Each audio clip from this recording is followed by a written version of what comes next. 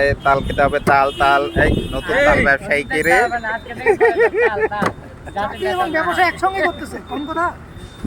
চাকরির পাশাপাশি ছেলেটি তাল ব্যবসা নিয়ে আসছে। তাদেরকে শেখানো হচ্ছে যে কিভাবে তাল কাটতে হয়। কত সুন্দর করে সে তাল বের করে দিল। কি শিখে গেছেন? আঙ্কেল বুঝতে পারছেন তো নাকি? এটা হচ্ছে আপনার চাপাইয়ের তাল কাটা, বুঝছেন? ঢাকাইয়ে বলে, এটা ঢাকাইয়ে কাটা। এটা চাপাইয়ের তাল কাটা। চাপাই নবাবগঞ্জের স্টাইলে তাল কেটে দিল আপনার। কি তাল বাবু?